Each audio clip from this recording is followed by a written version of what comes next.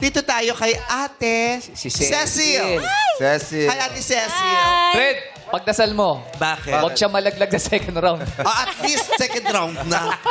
Hindi na ako masisisi doon. Oo, tama. Sekretarya ka daw, ate. Ay, hindi ko alam. Medical secretary po. Ghost employee? Ghost employee? First question, hindi alam. Sekretarya ka daw? Ng Section 4. Second year, Section 4. Sorry. Nablanko lang. Ano na ho? Ano? Medical secretary. Medical secretary daw. Sure? Yes. Yes. Anong pagkakatanong mo? Kasi unsincere. Sekretarya ka daw? Hindi kasi, Ah. nasanay po kasi kapag may nagtanong sa amin na medical secretary ng secretary. specialty ng boss namin. Ha? Kung anong specialty ng boss namin.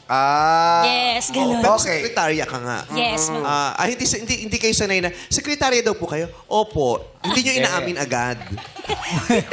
Kasi May delay alam naman lang. nila. Oo. Kasi sa panahon na ito, kailangan i-categorize mo. Hindi ka pwede Yes. umamin agad. Awa. Kasi minsan yung mga inaamin mo, binabawi din eh. Kasi nga, secretary. Secret. Secretary. Secret eh. Oo. Kaya tinatanong muna, sekretary po kayo na... Oo. Kasi kailangan Tama, sabihin na. linawin. Kasi yung iba kinakabahan. Bakit? Kasi Yes. akala nila safe sila. I am not sexy. Diba? Okay. So, sekretary po kayo ng... Doktor. Medical secretary. Doktor. Grabe yung pag-iisip mo ha, parang hindi ka talaga sure. No. Kinakabahan ako sa mga ganito ha. Nabablanko ako sa'yo eh. Wow, ako Oy! kasalanan yan ha. Marami ka bang inaanohan ng mga doktor? Anong pangalan ng doktor? ENT doctor po. Ha? ENT. ENT. Saan hospital? Pwede? St. Luke's po. Sa St. Pwede. Luke's. Mukhang legit naman. St. Luke's naman. Tsaka pwede mo matanong sa ate mo. Sa lahat ng mga taga St. Luke's, kung sa palagay nyo ay kailan may hindi nyo namataan ang itsura ng babaeng to dyan sa St. Luke's, ipagbigay alam lamang sa aming tanggapan upang kami makapagsampa ng Si Doc Tina, baka pwede mo. Oo, ENT kasi yung ate ko, so kilala niya yung mga Yes. espesyalista Si Doc din sa Kurt, St. oh, Luke's. Ayan. So, St. Luke's. Yes, ma'am. Oo. Karay ng ating game master.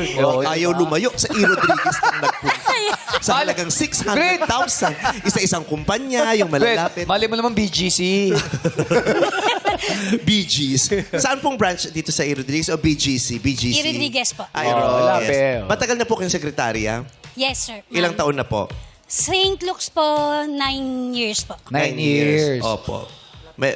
Sinira Lapit lang po natin yung mic. Yes. Oo, kinakabahan ka talaga. Hindi na ako titingin Huwag ka sa'yo. mag- Itapat nyo lang po sa mic. Kahit anong po sabihin nyo, maririnig agad. Di nyo na kailangan pumindot muna bago. Yes. Rekta na po Ang yan. usong mic kasi Your ngayon, Honor. ipindutin mo muna, tapos may iilaw, tapos saka ka palang sasagot. Correct. Oo. Kahit tawagin mo akong sir, ma'am, okay lang. Di mo ko kailangan tawagin your honor. Ayun nga, dapat tatawagin ka. Diba? Pag safe ang buhay mo, hindi mo kailangan tumawag ng Ay, your safe honor. po ako, safe. Oo, safe.